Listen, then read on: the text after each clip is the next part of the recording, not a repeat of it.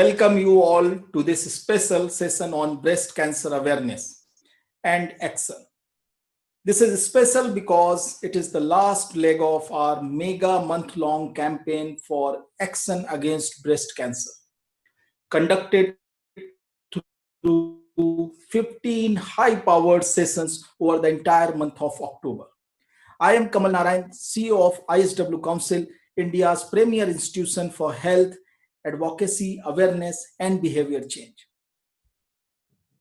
It had been customary to talk about breast cancer every October, but the awareness alone seemed not to be changing the status quo as India continued to lose lives of nearly 19,000 women annually to this disease. What is more painful is that we see such a high mortality despite the fact that many of these lives could be saved only if the word heavy awareness can lead to more timely actions. And to exhort people to move from awareness to action, we embarked on this onerous journey that tried to make everyone concerned about the health of our people to not only talk about action but also walk the talk by setting the examples but also providing the right support to the people who are suffering from breast cancer. By also encouraging women in our lives for self breast examination or making breast health as part of India's women health agenda. While the ongoing pandemic has impacted breast cancer care as it has impacted every other aspect of healthcare, it also gave us an opportunity to look beyond the obvious. And against this background, this October has been historic in India for its fight against breast cancer. This month saw the setting up of and the observance of the very first National Breast Cancer Action Day on October 21st by none other than the two of India's most prominent women leaders leading the highest constitutional authorities of three states of our country, the governor of Uttar Pradesh, Madhya Pradesh, and also of Manipur. This was historic also because it brought together an unprecedented representation of over 85 top medical professionals, lawmakers, public health and policy experts, social and media influencers, and most importantly, breast cancer survivors, to reiterate the message that breast cancer is preventable if we stay alert and is curable or treatable if we take effective action without losing hope. It was rewarding to see that through this collective and consistent effort of this month-long initiative, we reached to about 20 million people through various mediums. Let's have a roundup of highlights of this campaign through a short video.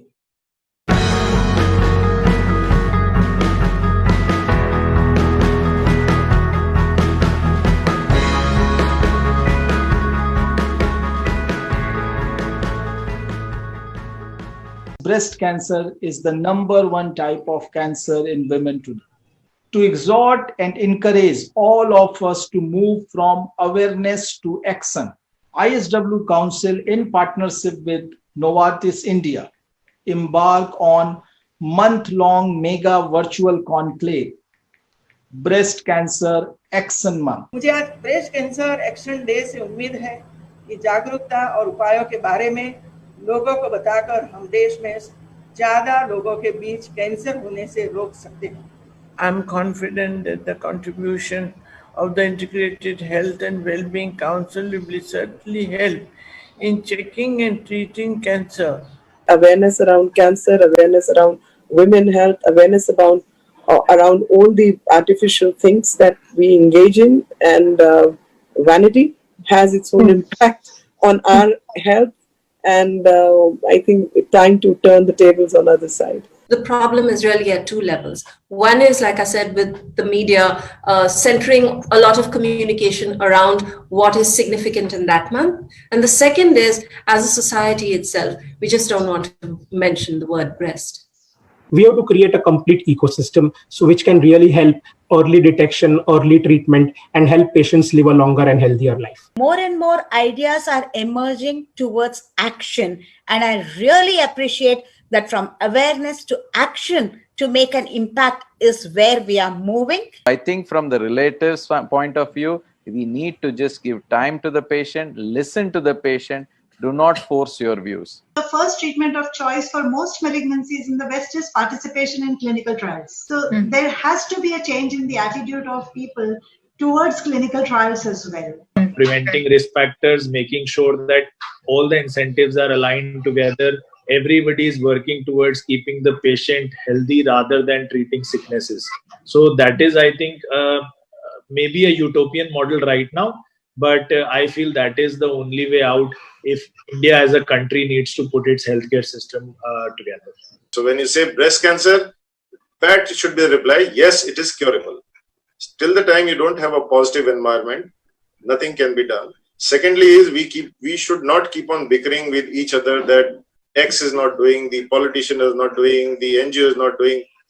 There should be a connect. We should try to take the maximum out of whatever the resources are with us.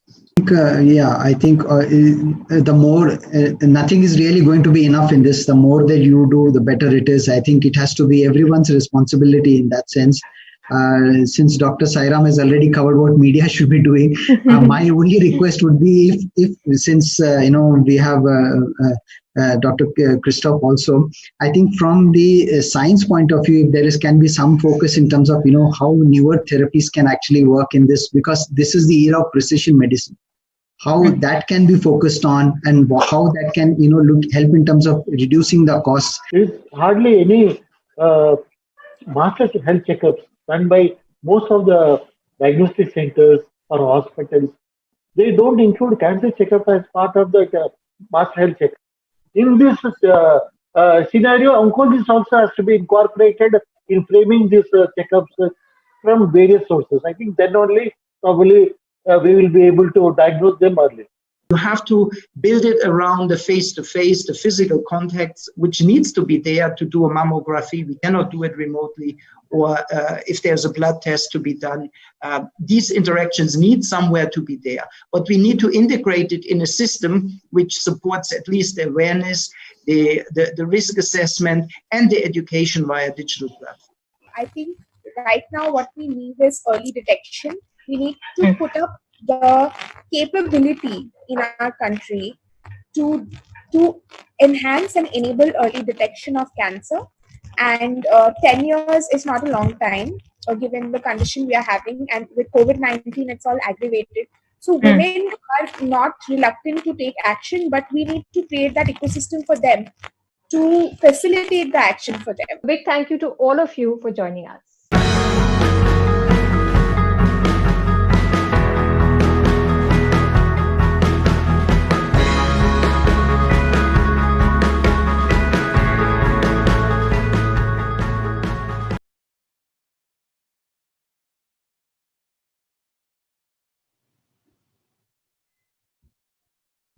So these were just some of the glimpses of what happened in the last 29 days of October as part of our awareness campaign on breast cancer, which also talked about action.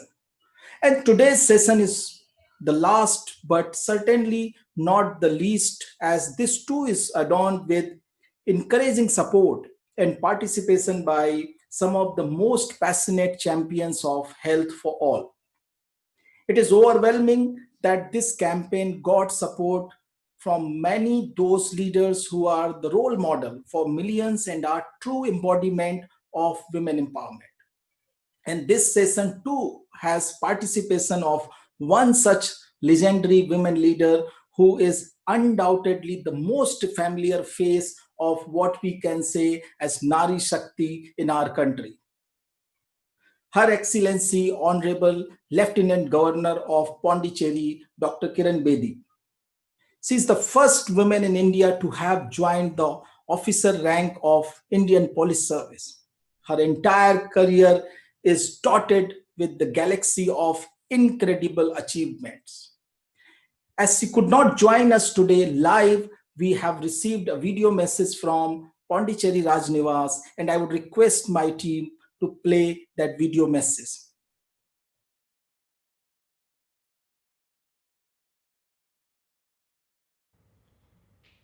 Thank you for inviting me to your e-conclave on breast cancer.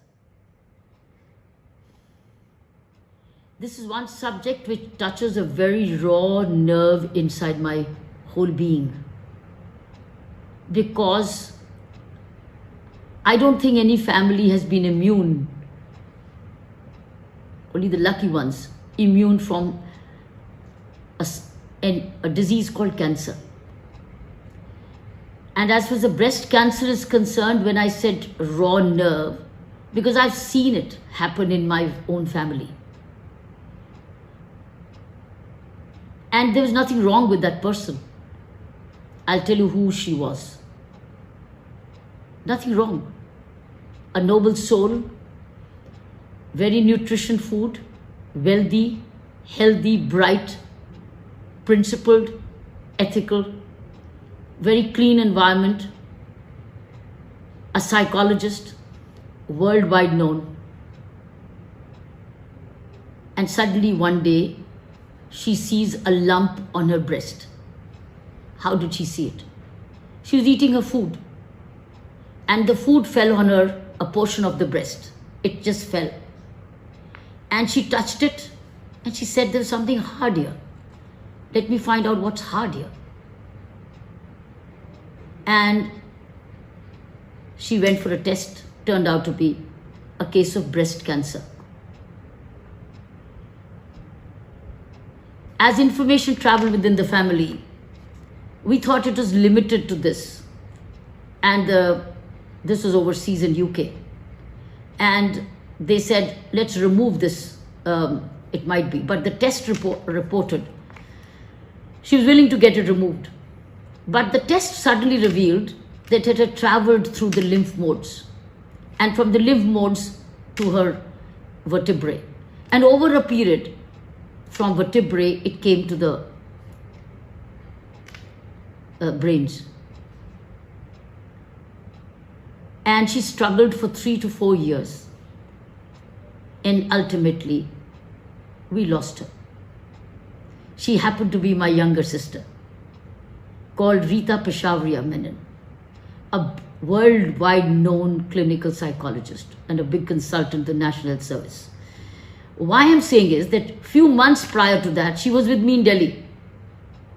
We were celebrating my 60 years of birthday, and she was my twin sister in a way. And we had such great time. She never knew that something is happening right here, a lump. And she was regularly massaging her body, which means her hands never went on her, this part of the body where she could have felt that something's developing.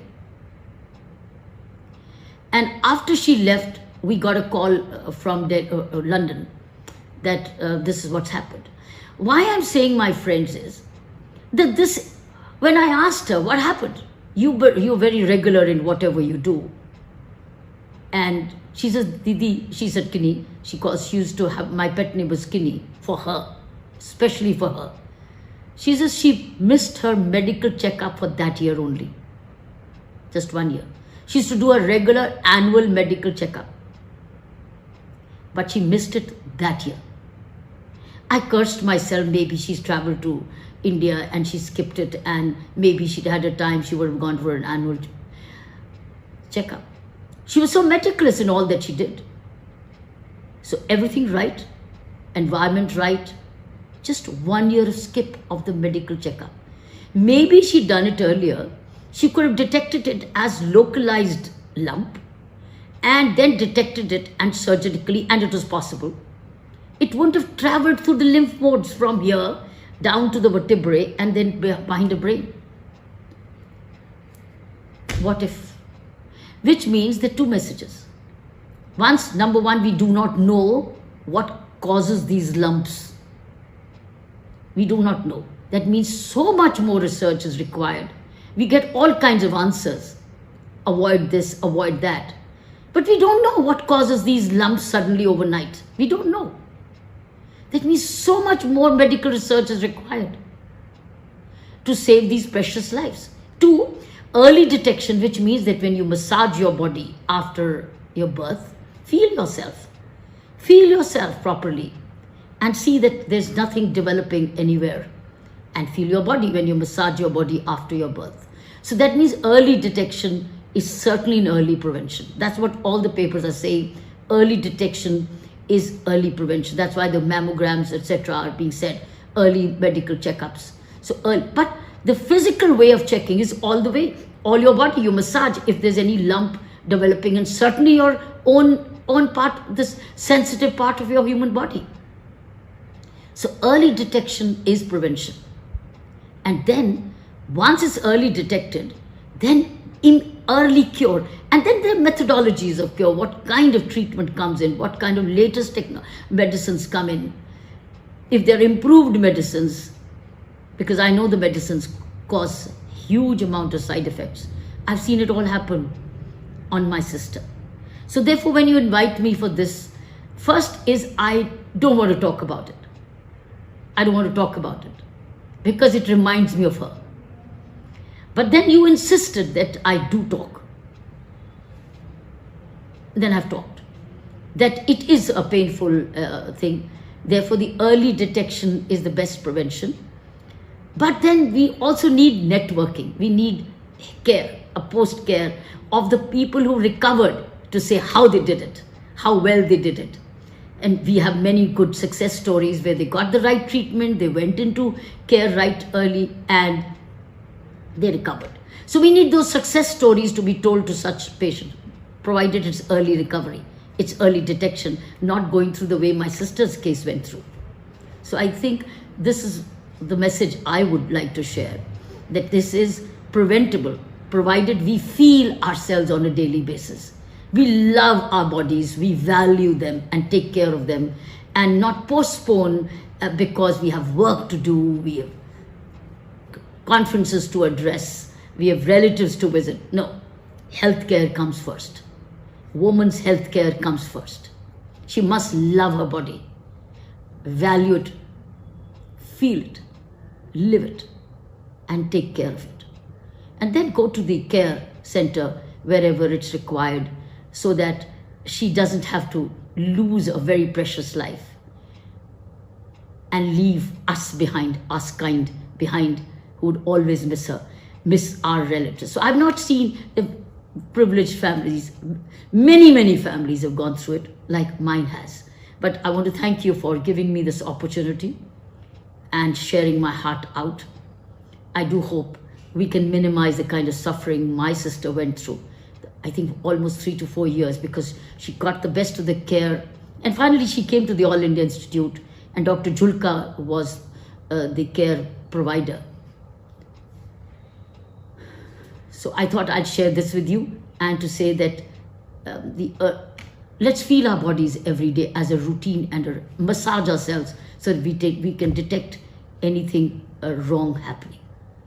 It's preventable, it's also curable, and we got success stories. We just have to be sharp, lucky, and be blessed. Thank you. What a moving and personal message Honorable Lieutenant Governor has sent. And actually, see, what we were told, that at the time of recording this message also, she kind of got emotional. The important part is that this message which she is giving, that we have to make the women health, the health of everyone, come first before anything. But let us move forward with our session today. Among our esteemed panelists today, we are privileged to have with us two dynamic personalities who are working with two of the most influential government institutions that are at the forefront of India's public health policy making and implementation. So let me welcome Urvashi Prasad. She is a public public health policy specialist in the office of Vice Chairman of Niti Aayog, where she focuses on policy matters pertaining to social sectors and health. Her training at the London School of Hygiene and Tropical Medicine, combined with her experience of working in the field of health, nutrition, water, sanitation, and gender, has been an advantage during this critical phase of health policy and planning. Ms. Prasad is also a global shaper in the New Delhi hub of World Economic Forum. So thank you so much, Urvashi, for sparing time and joining us today, again in this month-long crusade against breast cancer. We also have with us Mr. Varun Javeri. He has become a name to reckon with in India's health discourse. He's a young, charismatic health policymaker who is currently deputed as the officer on special duty at National Health Authority, NHA, the institution carrying out the massive Ayushman Bharat PMJ scheme, and now also the National Digital Health Mission. He's also the founder and president of Young Leaders Consortium, a youth-led organization that aims at enhancing leadership skill among the youth. Thank you, Varun, for joining us on this session. We have with us a legendary name in the wellness space of our country, Dr. Blossom Kosher, founder and chairperson of Blossom Kosher Group of Companies. She is a industry veteran with over 35 years of experience. Dr. Kosher is a respected name in the field of holistic wellness, a pioneer in the field of aromatherapy. She has been a stalwart in promoting a healthy lifestyle with her indigenous products. We are also joined with two important oncologists of our country, Dr. Shohna Nag, Senior Medical Oncologist and Director Oncology Department of Sahyadri Group of Hospitals in Pune. With nearly 3 decades of experience, Dr. Nag is known for her work in women's health, especially breast cancer, cervical cancer, and developmental therapeutics. We are also joined with Dr. Lalit Mohan Sharma, Senior Consultant, Medical Oncologist and Hematologist at Bhagwan Mahavir Cancer Hospital in Jaipur. Dr. Sharma has been active in research as a principal investigator in several clinical trials and various studies and papers. He is actively involved in community health services and social activities in many ways and has been undertaking extensive work for cancer prevention across the rural parts of Rajasthan. Thank you, Doctor, for joining us on this session. We have with us Kevin Zhao, Head of Oncology, Novartis Asia Pacific, who has joined us from Singapore. Mr. Zhao is one of the country president of Novartis Singapore. He is also the president for Novartis in Singapore. In his role, he is responsible for entire Novartis oncology portfolio across 15 countries within the Asia Pacific region. And most importantly, we are also joined by a breast cancer survivor or winner, Mrs. Pallavi Shah. She is joining us from Gujarat. And I will begin this session by requesting Mrs. Shah to share her experience of how she won over the disease and what helped her and what did not in this journey. And then we will come to our other esteemed panelists for the further discussion of this evening. तो Pallavi ji, good evening.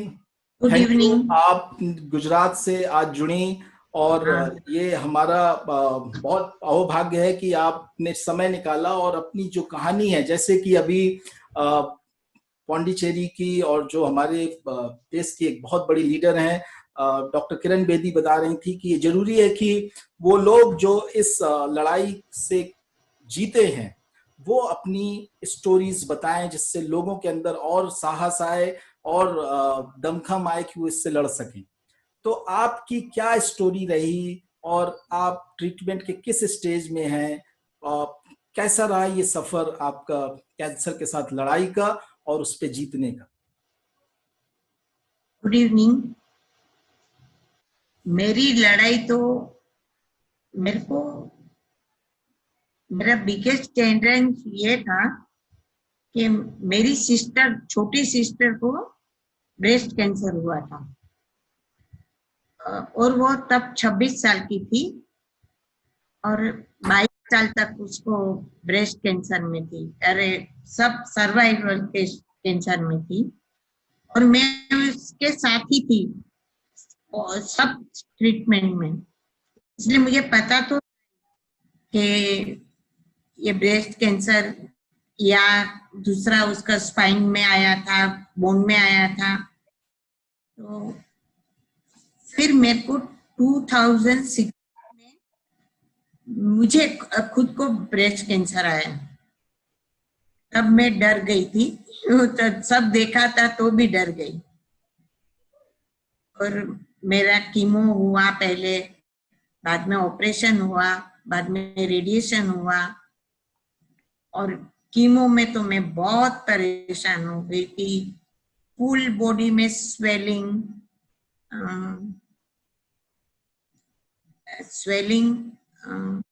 हाथ पैरों में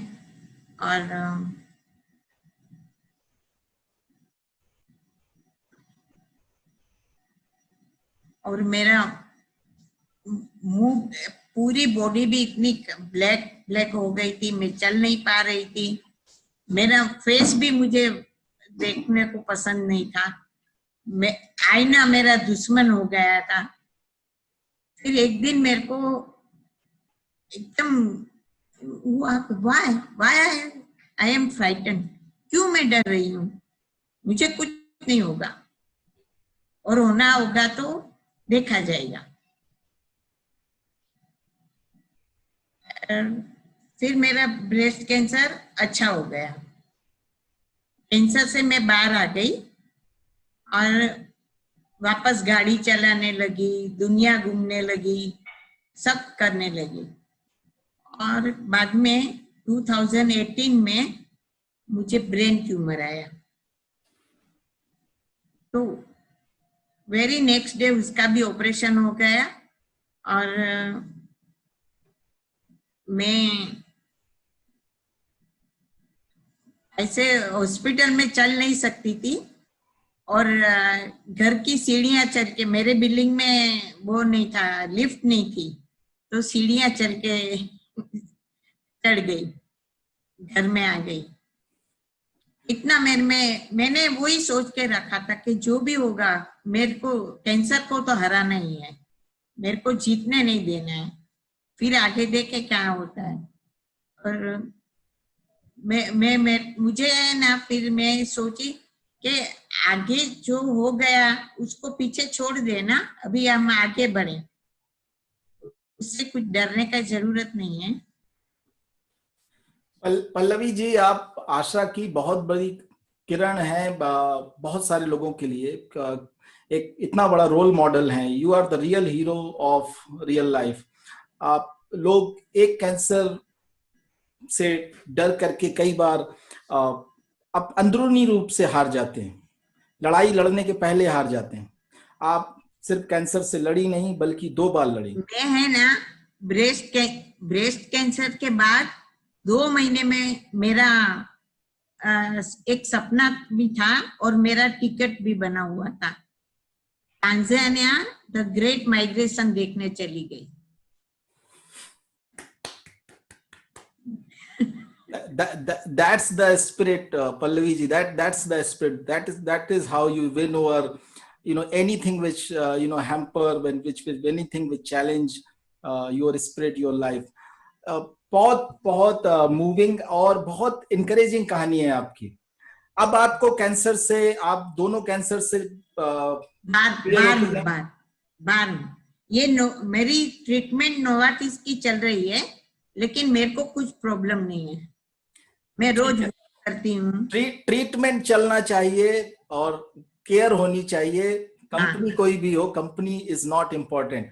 thank you so much Pallavi ji for joining, और आपने इतनी अच्छी जो encouragement आप दे सकते हैं वो शायद हम 1 महीने तक और 10 महीने तक भी बात करके नहीं दे सकते, जो आपकी real life the message which it can give.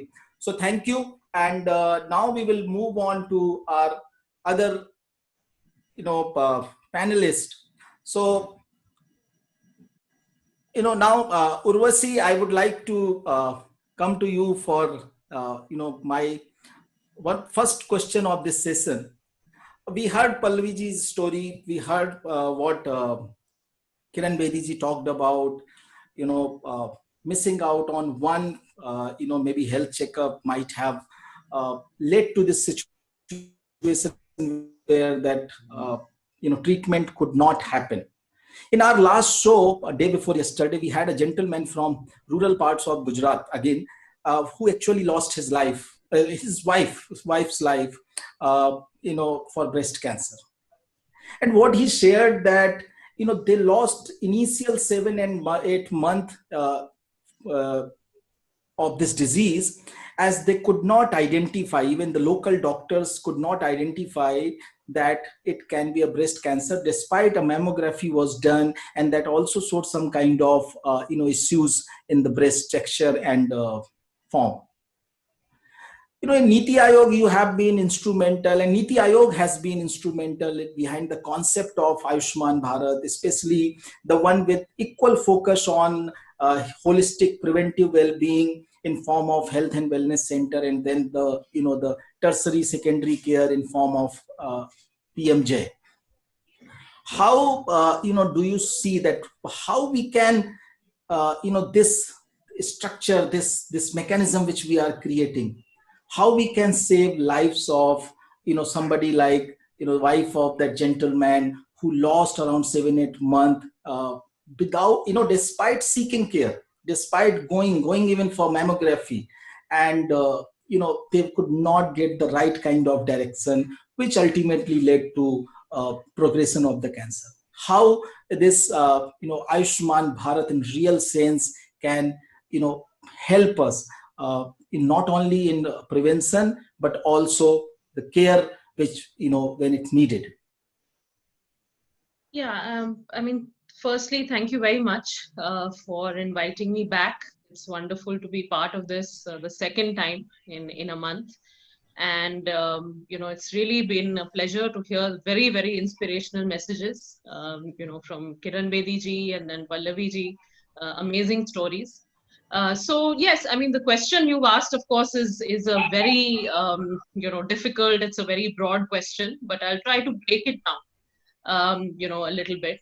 So I think the very first thing when we, think of something like cancer in general or breast cancer in particular, is of course the awareness, and that is something that we need to focus on very strongly. Awareness, not just that something like this happens, but how it can happen. How do you pick up on some of the signs and symptoms? Possibly, as we know that often these cancers you don't actually get any signs and symptoms, as Kiran Bedi ji was saying, for a very long time. But you can do certain things. You can do self-breast exams. You can be aware of your family history and things like that. So I think we need to create that level of awareness across the country. This is, of course, not just in urban India, but in rural areas as well, in villages. We need to use very sort of locally relevant communication strategies to do this, because the reason why this becomes particularly complex, because it's not just a health issue, but we're also dealing with women's health here. So there's also this whole, linkage with a social issue as well, a gender issue. So we need to be very sort of targeted and strong in our communication. I think campaigns like yours are really fantastic. And we need to keep thinking of more such innovative ways to firstly reach out to people. So I think that is the very first step. The second, you mentioned prevention and screening, I think is a very, very important part of that. And that's where I believe the health and wellness centers can play a very big role. These centers, of course, are now being operationalized across the country. As you know, we're aiming to set up about 150,000 of such centers by 2022. And of course, the advantage that they will bring is that they will be very close to the population. They will be spread out across, rural and urban areas. So the teams which are manning these health and wellness centers can really reach out to people, create awareness, and also get them to screen. I think that is very important, because while women might do self breast exams, there are good chances that you will miss out on something. So having a systematic screening in place is very important. But this needs to be low cost. It needs to be scalable. We talk of mammograms a lot, but we know that we don't always need mammograms. So you need low cost screening mechanisms which are also culturally sensitive. Let's not forget the whole cultural dynamics that we face in India, especially when we talk of women's health, when we talk of breast health.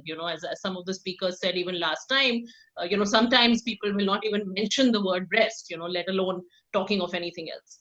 So I think that's one part. And then the treatment part, really, which is if somebody does unfortunately develop breast cancer. You mentioned PMJ, so of course it does cover now a lot of the hospitalization costs, etc.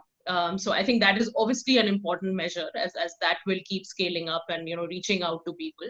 But also the capacity building, the training of our human resources. That is, again, as you know, we've also undertaken large-scale reforms in medical education, and now we're also working on nursing. We are working on other cadres of health professionals, because the treatment will only be effective if we also have trained, qualified human resource capacity in health spread out across the country, not just in your large urban centers, but actually across the country. So yeah, it's a very broad gamut, but I'll just open with some of these points, and then I'm sure we'll discuss further. Thank you so much. You are making a very important point about ensuring that a culturally relevant, locally appealing communication is reaching out, which is making people to take action. But at the same time, as we see in many cases, self breast exam may also need to be supported with something like a more institutional screening. We'll come back more on that to understand that how these health and wellness centers are being designed, and are they having that inherent capacity to deal with that. Let me go to Varun. Varunji, thank you so much for your time. And so we talked about that, how these health and wellness centers are going to help in screening and prevention side of it. Your PMJ part of Ayushman Bharat is already functional. It's been 2 years. Last week when we had 21st of October as the Breast Cancer Action Day, we had the Deputy CEO of NHA, and he shared some impressive numbers, that how many of the patients at the needy segment of our society got the breast cancer treatment. But what is I want to understand from you, that is there still a demand and gap, demand and supply gap there, and how much of Ayushman Bharat is as of now able to cater, and how is it going to be scaled up in that sense, and how do you think that prevention will help more in terms of reducing the burden on this Ayushman Bharat scheme in terms of tertiary care, and not only will be more economical but also will be saving more lives. So how is the game plan ahead in terms of tackling something like cancers, and especially breast cancer? Well, firstly, thank you, Kamalji, for inviting me. Great honor to be present among all the great panelists. Firstly, let me thank Pallavi ji. You are such a big inspiration for all of us. हम हमेशा हमारे देश को भारत माता का दर्जा देते हैं, and Pallavi ji defines the spirit of what our Bharat Mata is. So आपके जज्बे के लिए big salute from all of us. You inspire us, Pallavi ji. Not only breast cancer, you are a double cancer survivor, and we wish that the type of spirit and the boldness that you have displayed, we wish every particular cancer patient gets the same spirit. So thank you for that. Big inspiration to all of us. Kamalji, the question that you asked, and what even Kiran Bedi ji mentioned, of course, a lot of things I know have been discussed with regard to the detection and then the treatment. I think one very, very critical component that we need to also start taking into consideration is that after a cancer is detected, there is a huge population in this country who is not able to afford the treatment. And they know that they are surviving, with a form of cancer, but they just do not have financial resources. I personally have come across various families. We visit districts, we visit different hospitals, we hear stories. काफी बार ये होता है कि वो कहते हैं कि साहब पैसे नहीं थे, घर गिरवी रख दिया था, ऑप्शन ये था कि या तो जो जो हमारी हालत थी उसी के साथ रहते, या तो फिर सब कुछ गिरवी रख दे और हम गरीबी में जीते पूरी जिंदगी. And that's when the Ayushman Bharat Pradhan Mantri Jan Arogya Yojana, it plays a very critical role. The type of work that we do, we provide 40% of India's population against catastrophic health expenditure. We are the world's largest government-sponsored healthcare scheme, and we cover more than 50 crore Indian population. In terms of the cancer, that is a very, very big focus area for us. If we look at the type of disease burden that India is suffering from, we can see that the cancer burden is gradually rising, and that has a lot of factors. But cancer is one very big area of focus for us. In the last 2 years that you mentioned, we have provided more than 1.3 crore free treatments, and of which around 8 lakh treatments have been provided for cancer patients for free. So in terms of the disruption, it is a huge disruption, because cancer is a treatment which completely destroys not only that person, but also his or her family. So we are not only saving a person's life, but we are saving families. And the idea is that going forward, this focus will be strengthened. As Urvashi ji was also mentioning about the health and wellness centers, I think our big focus is now on how to establish a continuum of care, wherein once a particular disease has been detected at a health and wellness center, how that patient can be referred to a PMJY empaneled hospital. So we are trying to ensure that the primary, secondary, and tertiary care, we can look at all 3 different levels of care as a holistic form of a care. And we are trying to ensure that this entire system can be powered by a digital backbone. So you also mentioned that we are also working on the National Digital Health Mission. So that National Digital Health Mission will serve as a backbone for referring the patients from the primary tier of care to the secondary and tertiary. So I think that itself will act as a big boost. At the same time, I feel that we need to do a lot of innovation. I know that there are a lot of innovations which have come out with regard to detection of breast cancer. Kiranji also mentioned that the word breast itself is considered a taboo. And in a lot of villages, just going for a detection, especially the invasive technology, is considered to be a taboo. So a lot of women, they do not go for the testing. So there are a lot of non-invasive breast care detection innovations which are coming into the market.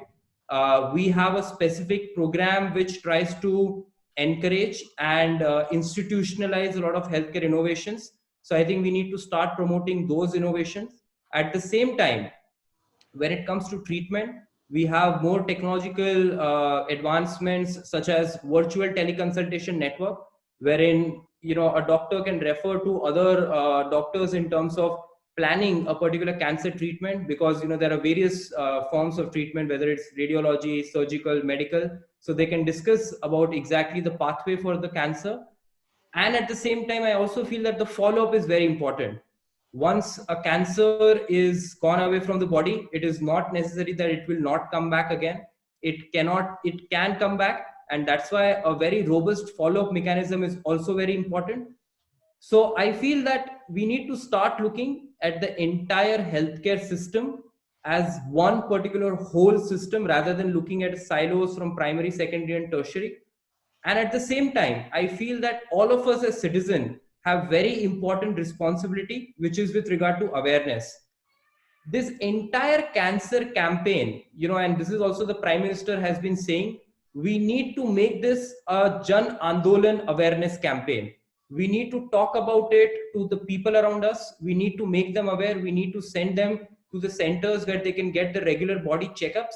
I think detection and early detection is the key to increasing the number of cancer survivors. So I feel that, there are a lot of components that, we need to work on, but, with the right sort of energy, right sort of technology, and with the right vision, I think we as an entire country can beat, the menace of breast cancer in years to come.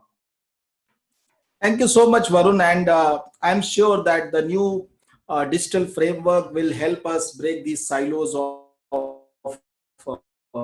primary, tertiary, or secondary care, and then we will have a better continuum of care.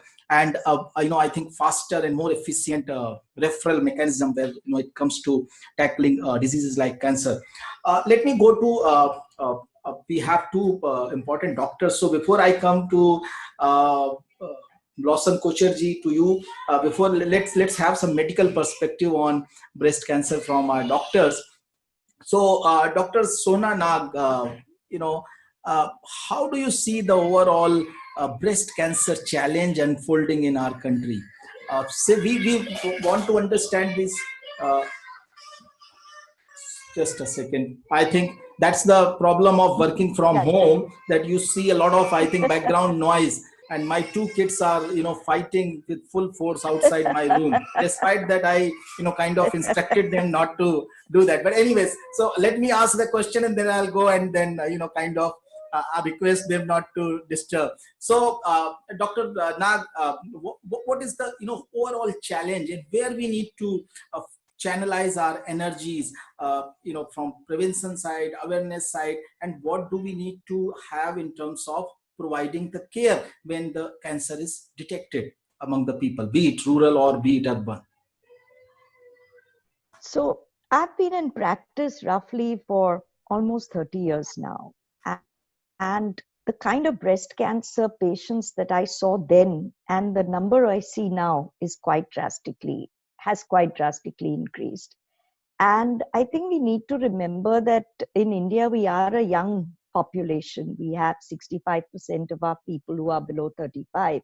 So we do get a lot of young women with breast cancer coming in, not because it's common in young women, but because our population is young. So it's a considerable part of the workforce, the fact that she has two little children. So it's a huge, huge socioeconomic burden, as referred to earlier. The problem is twofold. So the US has much more incidence of breast cancer than we have. So we have less new cases. We have 30 per 100,000 or 30 per lakh. They have 130 per lakh. Our population is 5 times more, so we have almost equivalent cases. Their mortality is 15%. Our mortality is 50%. All right. So half of the women coming in with breast cancer are dying. And the reason is twofold. Either they're coming in too late. So that's where your prevention and awareness comes in. Okay. And second, the access to care. And that is the answer that is going to be provided by MPJY. Because you have to level the playing field. You cannot have one person traveling to Sloan Kettering for treatment, and you can't have the other person dying on the road for lack of basic care. I mean, this discrepancy in our country, and I'm telling you, as a medical practitioner, it kills me. Because I see one patient coming, doctor साहब जो भी चाहिए मंगा लेंगे, यहाँ से लाएंगे, वहाँ से लाएंगे, and we'll do whatever we can. And there is the other patient that comes and sits on my floor and says, I don't have money to eat. What are you talking about treatment? Or if I treat my daughter, there will be nothing left for my son and us. We will be on the road. So this is a stark reality in this country, and this inequality is in every sphere. So it starts with education, education, education. Unless we educate our people, nobody's going to realize the importance of health. So it's quite frustrating after so many years, because you talked about how can we improve it. Today, patients with stage 4 breast cancer are living for an average of 5 to 6 years in the US. I have a handful living for 5 to 6 years. And I know I could have given the others more time, but they couldn't afford the treatment. So it's really a big issue here that you cannot treat everybody because you don't have a national health insurance. So there is a lot of inequality, and that's, I think, needs to be overcome, and that can be done with schemes like this. So PMJ is helping, at least in certain sense, in Of course it is helping, but then sometimes PMJ में ये approve नहीं है, वो approve नहीं है. अरे यार sir, थोड़ो, this is the basic treatment. How do I explain? And patient is not willing to pay outside PMJ. So yes, PMJ is available, but it's not covering all the treatment. So more than providing the best treatment, I'm fighting with these issues. I'm involved with billing, I'm involved with admission, I'm involved with access to care, and that's really not my expertise, and I speak for most of the oncologists in the country, really. But at least the basic care is now being ensured. Yes, of course, the basic care is that is also important, as you said, that people even don't have any access for healthcare. And another thing, sir, you have to remove this fear and social stigma about cancer. I mean, educated people are not coming for treatment assuming they're going to die. क्या फर्क पड़ता है? ये ठीक नहीं हो सकता. एक बार ये हो गया और दोबारा है तो ठीक नहीं होगा. Break our head after time. And these are people, so they're women who sit for a year on their tumor. Literally 1 year they sit. क्या कर रहे थे? No, I thought nothing could be done. I was busy with my child's school and I was busy with this wedding. Bas. So that fear, I don't know how we are going to remove from our country. Sometimes it's a fear and sometimes it's a negligence also. Yeah, absolutely. Dr. Kochar, we heard Kiran Bedi ji, to everyone, awareness about your body, feeling your body, something, I think Dr. Kiran Bedi spoke very, very openly about all these aspects. We are living in a society where the word breast is, kind of taboo, as Varun also said, and that has been a reality of our country. You are into this whole wellness space. You are the advocate of wellness, aromatherapy. This is all about kind of being alive inside you, being alive to what you have as a body or you have as a surrounding. How do you see that we can take some instances, this awareness, and make people more aware about diseases like cancer? Though it may be kind of not related, but ultimately it's all human body which is suffering from these things. So when you are bringing a lot of those wellness aspect, how people like you or companies like yours can help in spreading more awareness or making people more conscious about their body? Thank you. Firstly, thank you, Kamal, for bringing me on this this conference, and for all the wonderful people I've met, honestly, and I've heard, especially Pallavi, and of course Varun and Urvashi, and of course Dr. Nag. It's been really wonderful listening to all of you all, and the whole thing about cancer. Like we all know, cancer is something that it touches everybody. Like she was telling, Kiran Bedi was telling us, it really touches everyone. And of course, I have lost 3 of my most dearest people to cancer, and a few, and of course my cousins to breast cancer. The reason for that, I really feel, I wish I had known it before, is you have to get early detection, and it's people like us who have to tell them. So how are we going to make them aware of this? We have to tell them, teach them, especially for breast cancer, how to feel their body. Like Kiran was saying, they have to love their body. So we teach them meditation, where it is how they love their body. We have to teach them how to massage their body, how to massage their breasts, and not feel worried about, or not feel shy about it. It is a part of, your body. And so we teach them the breast massage and tell them to do that every day, because it's good. Because when they're doing a breast massage, what is going to happen is, if there is anything, any lumps, how to do, and how to also, what should I say, do their own analysis if they have it or not. So we teach them all that, and that is really done at our clinics because cancer is something which is touching everybody. So we teach them that. Then we teach them, of course, also no deodorants. I try to tell them, please cut out your deodorants. It's got aluminum in it. And that is definitely this, perspiring is part of nature and you can't do that. So use, like we have aromatherapy, so I say use essential oils and something that they use right in the villages for this deodorant. It is fatkari, it is alum, which is so fantastic. They just take that and rub it after their bath and it really helps to, it's a kind of a disinfectant. It is nothing else, okay? So that is one that we tell them about. The other, we tell them, of course, their diet. We tell them about their diet, how certain foods are cancerous. So please try and avoid it. Eat a good, nutritious diet.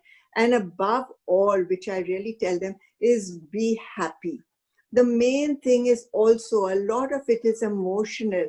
You may be everything, doing everything, but emotionally, if you are not happy, if you have stress, if you have something, I always tell them it gets into their way. So we try to, and in our way where we go, we try to educate them to do their self-examinations, to eat well, and we do talk of cancer all the time because cancer is something that is there, which is coming through. So these are some of the things that we do before. If they have the cancer and come to us, like Pallavi was saying, when she looked at, her face, it was all the pigmentation. And since I've had so many of them, my sisters, my cousins, who've had this, and they all had this dry skin and pigmentation, a very simple recipe, not, of course, even the cosmetics that they use, we always tell them, look behind so they do not have any of the harmful ingredients. If you are not sure, go to your doctor, ask them, is this okay? Will this give me the cancer? Or will this, aggravate it? So what we tell them is a simple thing for this pigmentation and dry skin. Use soda bicarb, that, the Meta soda which we eat, soda bicarbonate, put that in water and you just put that on your face, neck, wherever you have it, and that is going to, and after a few minutes, just rinse it off. So that helps. We teach them how to use a cream, a foundation, not a foundation, or just a simple kind of a cream, and you get everything from your kitchen, So we encourage them, use the papaya, use the turmeric, use everything from there, because we have to go as natural as possible. So that is what we are doing. And of course, using aromatherapy. So this, thank you so much, Dr. Kocher. That's very interesting to know that you are involving a lot of such practices in your clinics, and that is very important because I think those who are living with cancer or who have own over the cancer, they have also need to be brought into the the mainstream life. They need to start feeling confident. They need to kind of get back their usual or self. So all these things are very important. And when it comes to women related cancer, we have seen that losing hair has been one of the biggest, I think, fear among the women, and sometimes even kind of stopping them not to go for the diagnosis or screening, or sometimes even treatment. Let me now go to Mr. Kevin. Kevin, you heard multiple aspects of the cancer scenario in India, and a survivor and a important leader of our country, sharing a very, very personal experience of how she lost her sister to cancer. Do you think, what are the gaps, you have been working, and, your company has been working in India for very long, and you're very focused on cancer care. How do you see that overall cancer care can be improved in our country? Where are the gaps and how we can fill them? First of all, thank you for inviting me here today. It is an honor for me to be here to listen to the conversation and hearing about the inspiring story. Very much appreciated. Now, to answer your question, like any other cancer, breast cancer is a devastating disease. I must say that based on what I've heard, what I've learned, there are a lot of progress has been made in India by the government, by our clinicians, by patient advocacy group, by policymakers, by medias, by companies, and just by a lot of people getting involved. So the first thing I want to say is, in order to defeat breast cancer, it really takes a village. In other words, it's take a holistic approach, not a silo approach, starting from screening, detection, to diagnostic, to treatment, to follow up, and considering the infrastructure and funding. But when I look at India and thinking about some other countries that I have also interact with, the one area really come on top of my mind, and which is detection, awareness and detection, early detection. This point was heavily emphasized by many speakers ahead of me. And to me, you probably heard a phrase of knowledge is power. I think if we do targeted education, we empower and enable women to be able to be more proactively to seek screening or detection. But I think that does not stop there. Education perhaps also need to target men. I was listening to the early conversations, early sharings, and I was reflecting myself. I probably should have that conversation with my wife, and I probably should have that conversation with her tonight. She hasn't done her breast screening for 2 years, and now knowing what I know, it motivates me to talk to her. I think it's go back to, this is about awareness, about education, but more importantly, it's about empower and enable every one of us to take action. Thank you. Thank you so much, Kevin. And then it's very important that which you are highlighting, that we as a country have done a lot and we are doing a lot. And then one thing which we can do is that further break the silos if there are any, and also empower people. That is more important. That's the message you are giving. Let me go to now Dr. Lalit Mohan Sarma. And Dr. Sarma, sorry to kind of keep you waiting, but you are going to bring in an important perspective. You have been working in the rural parts of Rajasthan, and we are talking about that how making, like Survivorship said, that making a locally culturally relevant communication, helping them go for screening, and then if there is a diagnosis, taking them towards the the continuum of care. Dr. Lalit Mohan, what has been your experience in these rural areas? What kind of cancer awareness and care are we really be able to take to these places? Yeah, first of all, thank you so much, Kamalji, for allowing me to speak on this platform. And I'm thankful to all the dignitaries who have shared their thought process. And I'm working hard for the community upliftment and community awareness and some activities related to ground cancer services. So what I realized that the community mobilization or community awareness is very low. We try to arrange camps in various rural areas of Rajasthan. We have covered for more than 1.5 lakh population. We have a mobile van also.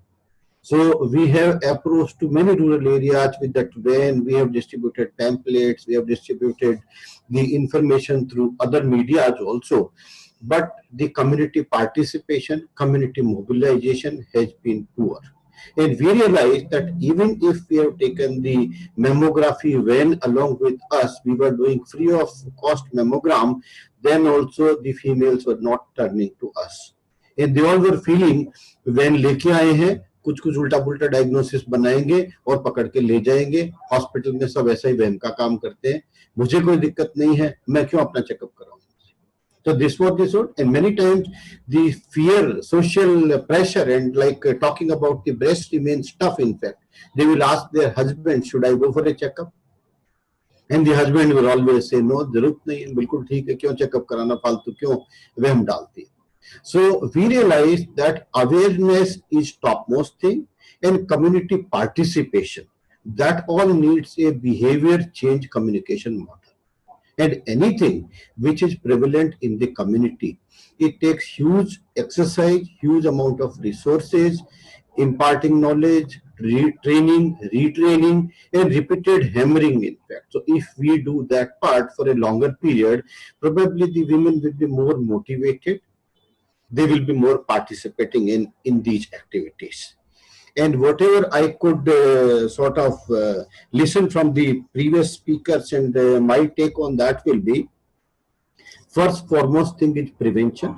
Breast cancer, we can prevent to certain extent, but most cancer in the breast, they are happening to normal females, in fact, those who do not have risk factors. But again, healthy lifestyle practices, it will prevent not only cancer, but other non-communicable disease also. Unfortunately, we talk less about the wellness industry, mainly we talk about the sickness. So my request will be that we promote the healthy lifestyle practices. Other thing I noticed about the insurance part, like the Ayushman Bharat, the Rajasthan, we have Bhamasha Swasthya Bima Yojana. There are various insurance agencies, ESI, ECHS, and there are lot many. In India, unfortunately, none of the agencies, they force or they focus on the prevention or regular checkups. Even in Ayushman Bharat, they allow for the treatment. They will allow for 1.5 crores treatment, which Javeri ji had mentioned that crores of rupees has been spent on treatment, and more than 8 lakh women have been treated with cancer and other diseases. But if you see, if I want to do a screening in that, if I want to do a test in that, that is not being allowed. So even Western world, in US and other developed countries, they are allowing the screening part also. And they feel that if they allow screening, the disease will be picked up in early stage, and the expenditure by the insurance company will be saved, and it will be less expenditure on the treatment part. Unfortunately, we are not able to convince the insurance agencies and government for that. Other than this, I feel the early detection has been most important, where we are promoting till date, like I was also promoting breast cancer. But now I realize after 15-20 years that people are scared of breast and cancer. So I think breast health will be the right word. And if we promote the breast self-examination, the lady will be aware of her own breast, and any abnormalities they can report to the nearby health center, and further workup can be done. Mammogram, sonography, these are yet not available in most of the say towns, including some district hospitals also. The clinical examination by doctor or nurses remains important, and at this point I feel that we should educate our nurses, we should educate our ANMs, we should educate our dayas, who are in constant touch with the community. If these females are in touch with community and they spread the message about awareness, not about the treatment, but about awareness, these could be the symptoms of breast cancer.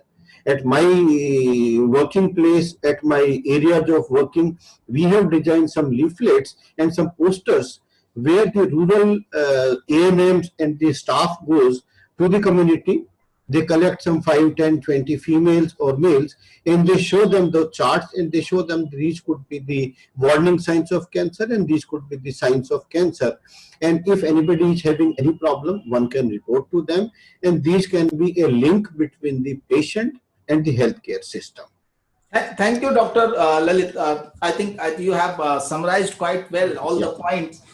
So we have left with 15 minutes of our discussion, and I'd like to have a second round of inputs from all our panelists. So Urvashi ji, Dr. Lalit also very well discussed and talked about that awareness, screening, and self-breast exam, as you have always been talking about, that something like mammogram is not something accessible, possible to reach everywhere. Very important. And also we have been hearing from people that Indian healthcare system has its very inherent strength of these ASHA workers, ANMs, and a lot of those ground level field force. And you also talked about that dedicated, committed public health cadre. uh, how we are building that cadre, and is something like breast cancer or breast health for that matter, is it being incorporated in their you know uh, as scope of work, or in their mission, like we took polio eradication on mission mode, and I think every nut bolt of this system worked for that.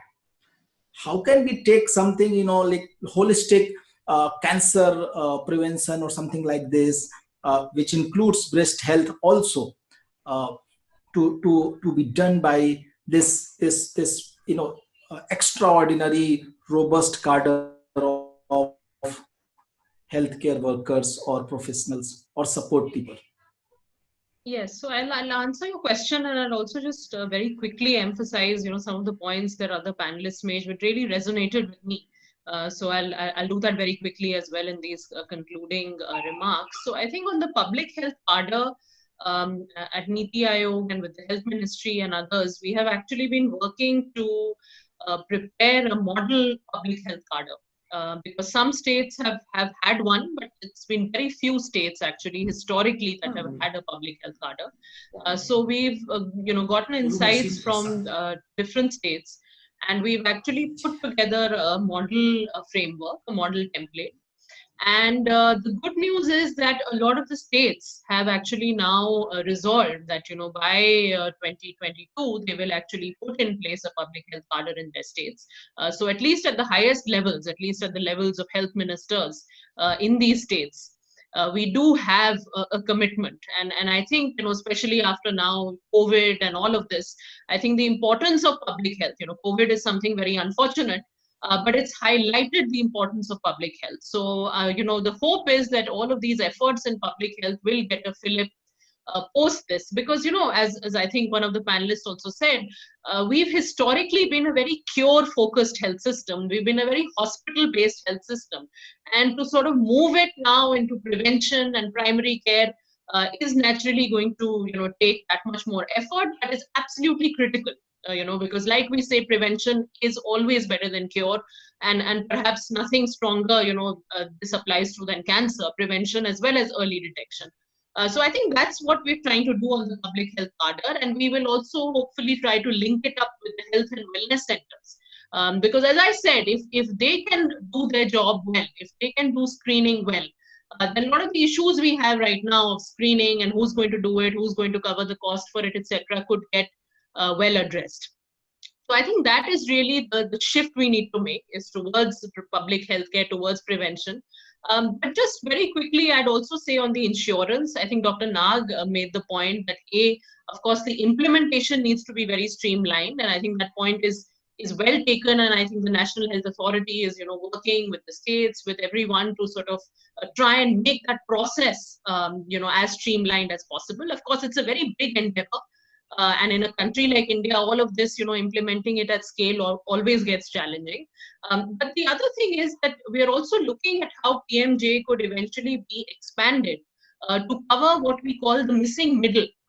Because it's not just the bottom, 40% poorest people, but also a large chunk of people in sort of the middle class, could be the lower middle class, could even be working professionals, who might not really have an insurance cover at this point. So while we might not need to worry about the small percentage right at the top, we do need to worry about this missing middle as well. So I think the idea very much is to keep building on PMJ and expanding it. And I think lastly, I would say that this really resonated with me very strongly. And again, this came from some of the panelists, that breast health or cancer, it's not just a woman's problem. It's everybody's problem. It's the entire family's problem. It's a societal problem. So we need to take away the stigma. We need to take it away in terms of, it's only the woman's responsibility. It's a collective responsibility.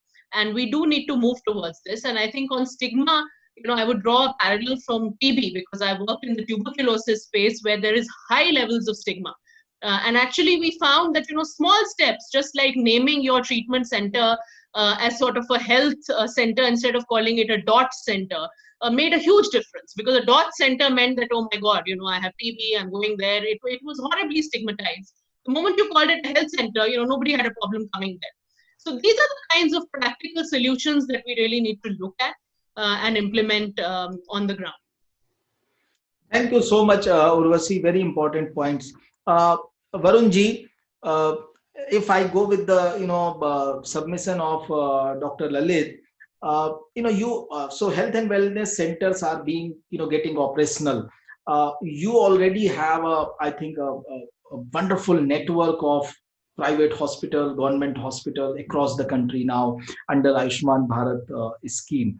Why can't we include some part of preventive packages, or maybe something like screening under that, maybe till the time our health and wellness centers get operational? Sure. Well, thank you for the question, Kamalji. So the health and wellness centers, 150,000 health and wellness centers, they are in a process of setting up, and more than 20,000 of them, they're already set up, or they have already been upgraded. So traditionally, the public health system, especially in the primary care, especially for the rural pocket, it is something which is delivered, mostly by the public health system. So that strengthening is already happening. In terms of the Ayushman Bharat packages, and firstly also let me congratulate Dr. Lalit for doing a tremendous work in spreading the awareness and helping the patients, the very needy patients indeed. In terms of the packages, we do cover diagnostics, the stay at the hospital, the treatment, the medicines, as well as the follow-up care for the next 15 days. The only requirement that we have, and again, that is a policy issue, and that is something which can be discussed and debated, is that Ayushman Bharat PMJY only covers hospitalization related packages. So if a person has to get some form of hospitalization, then only that particular beneficiary gets entitlement under PMJY. So that is, again, that is a policy decision, and that is something which can be discussed more. But in terms of the type of impact that Ayushman Bharat PMJY is having, I think in years to come, we are going to see how that is not only a fulcrum for better health, but even for a better standard of living. If you look at, the type of demography that we have right now, according to a very recent report, probably in 2016-17, every year 6 crore Indian citizens, they used to fall below poverty line just because of catastrophic healthcare expenditure. And I think with Ayushman Bharat, PMJY coming in, I think that will have a significant sort of an impact, not only on the, the type of healthcare outcomes, but also on the poverty. So I think, that itself is like, it's a big impact. And I think now going forward, I can see a lot of healthcare interventions coming together. They are coming together in form of a very holistic healthcare system, something that even mentioned before. And I think that is the type of vision that we need. At the same time, the issue of covering the missing middle. I think again there are a lot of discussions that needs to be had, that what is the best way of financing that missing middle. Is it the government expanding the Ayushman Bharat, or whether we going for some form of a co-payment model, or whether we spreading more awareness through the insurance, through the private insurance company. So again, there are a lot of I would say moving parts right now, but I guess the vision is very clear, and that is with Ayushman Bharat, India has taken by far the strongest stride towards universal health coverage, by covering more than 500 million citizens against healthcare expenditure. We have taken this big stride ahead. And I think every particular healthcare intervention that we are planning is in the direction of that particular vision. So I think, it's a very clear cut vision. It's a very clear cut strategy which has been cut through. And I feel that now there is also a very big need to start the entire awareness campaign in a mission mode. And, that is relayed across different, across different disease area. Just like how we have a Swachh Bharat, we want to make Ayushman Bharat a mission which is taken forward by the citizens of this country. And within that, we want them to act as pillars of information to all the people who require this type of treatment. So that is one very, very critical component. And in this panel itself, I see everyone who will be having a very critical role to play, starting from let's say Kevin. Novartis, the pharmaceutical company, they have such huge distribution channels. We would like to see if Ayushman Bharat can be, spread through those particular delivery channels. I know Dr. Lalit is doing tremendous work at the grassroots. So we would need a lot of, involvement from the NGOs and the not-for-profit. We have Dr. Kochar, who herself is such a stalwart in the wellness industry. So we would require help from us. Of course, Dr. Shona Nag, who is a clinician. So, they are our frontline champions. And along with that, Urvashi and I, we will probably try to support more at the government level. So, I see role for each and every one to come together and, make this Indian healthcare system a very robust one. So I feel that in days to come, I stay very optimistic. And I also feel, and of course, Dr. Pallavi is raising your hand. But Dr. Pallavi, I think, you are the spirit and passion through, with which we are going to take this mission forward. So I feel that, in years to come, I remain very optimistic of Ayushman Bharat, of Indian citizens, and of the entire country. So I look forward to working with each one of the panel members and every citizen who is watching this. Thank you. Thank you so much, Varun. Actually, Ayushman Bharat, PMJ, and Health and Wellness Center, everyone is, everything is very, very critical intervention which has been brought in, and we do, echo the same sentiment. But just that, that the country of our size with so much of disease burden, it is like dil mange more all the time. And, not only dil mange more, it is like the more you do, the lesser it looks. And so that's the dichotomy I think we are in. But anyways, what you are doing is fabulous. Let me go to Dr. Shona Nag. Dr. Nag, you mentioned about how patients are kind of getting not getting that kind of treatment sometime. And then I think what Varun and Urvashi said, sounds quite assuring. What is your parting remark in terms of this being the last day of our breast cancer action month, but not the the final goodbye? Actually, we will continue doing that. But what is your remark also about how we can fight breast cancer? But so I was very encouraged to hear Mr. Varun and Ms. Prasad's words. And I really hope that I'm in practice long enough to see these changes being made. And yes, I think public health is the way to go for this country. My only concern is at the same time, we must build our infrastructure of people. So we don't have enough doctors, we don't have enough paramedics. And while we are strengthening these little clinics that are going to be coming, so many of them all over the country, we need to have more manpower, because that is the key.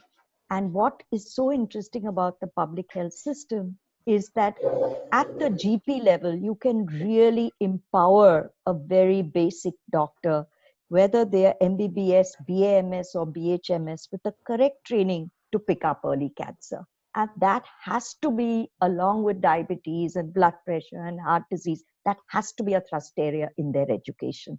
That's one. Two, I myself do run a little NGO called the Nag Foundation. And our focus is on two things, is on breast cancer survivorship.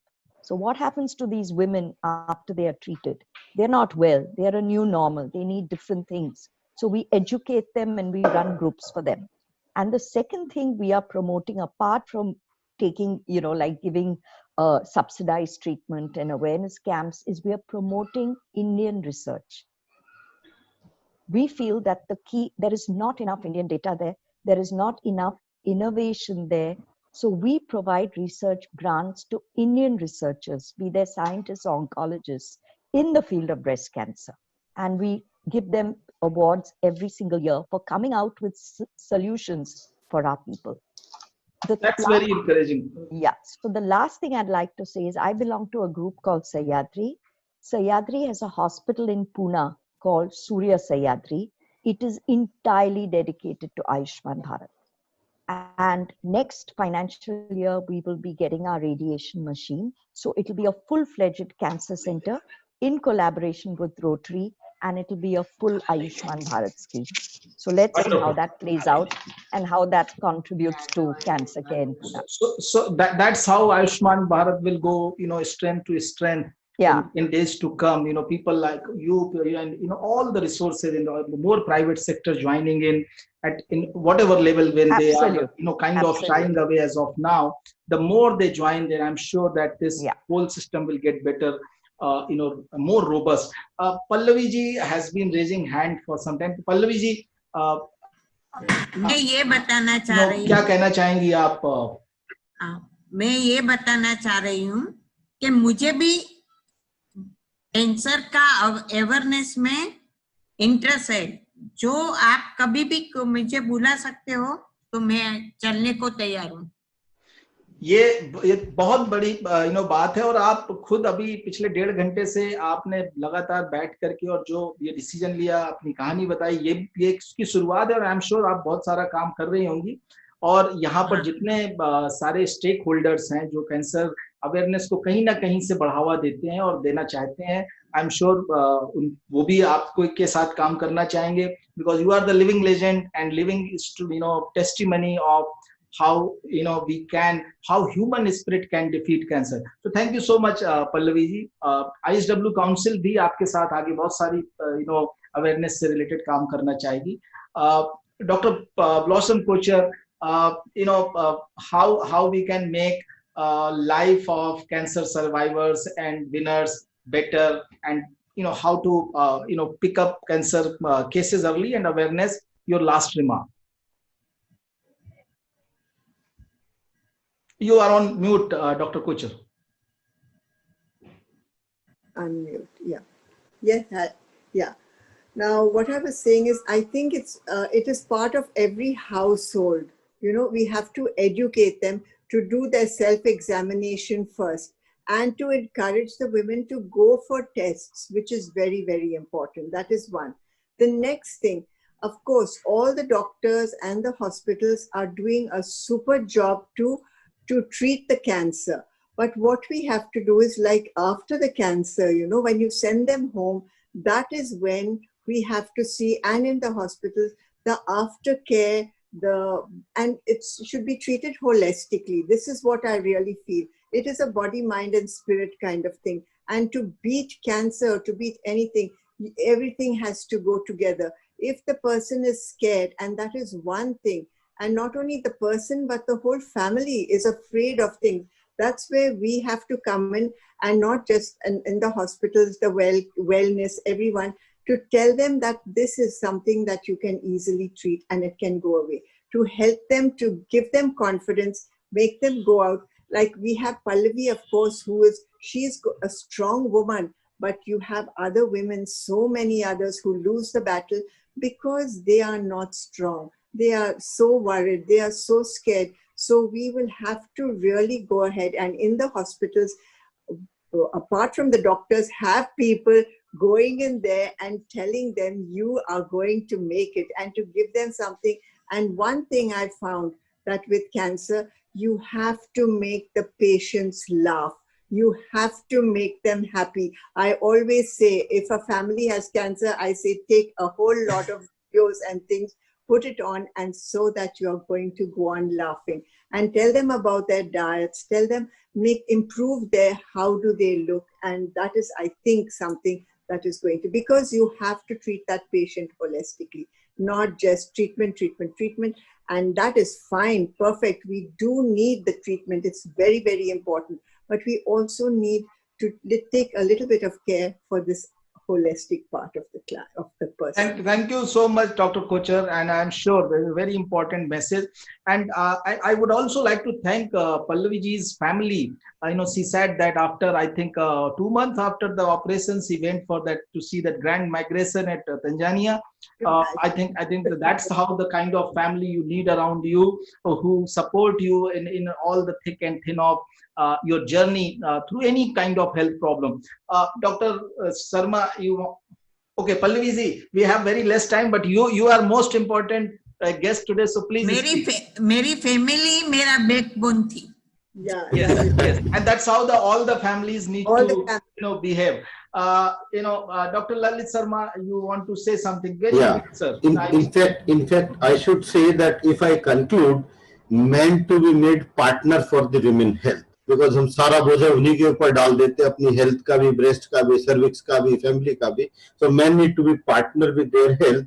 And second thing, I think that the mass media campaign, Jan Andolan, आजकल digital era है, we are used to having WhatsApp and TV and various media.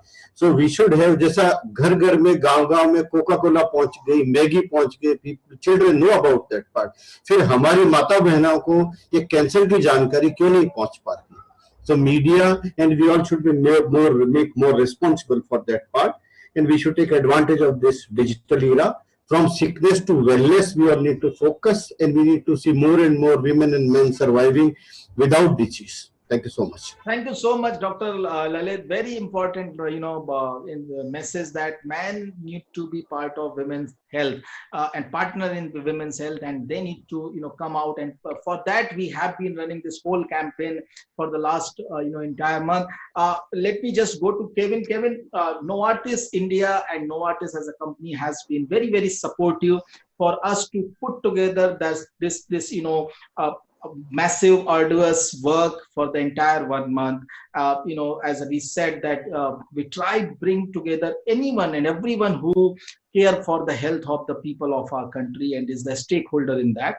I would like you to have a concluding remark and also a vote of thanks for all those almost 100 people who joined to talk, to emphasize on the message of breast cancer awareness and to make India fight against breast cancer in this entire month, and with also with an expectation that this will not end in this the month of October, and breast cancer or any other cancer discourse will continue in all days to come till the time we are able to reduce it substantially or eliminate altogether.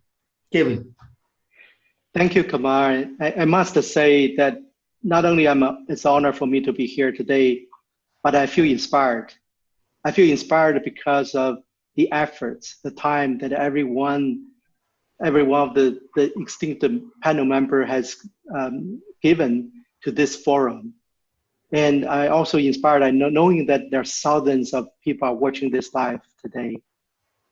I think, as many of you highlighted earlier, breast cancer requires multi-pronged approach, require every one of us to play a role.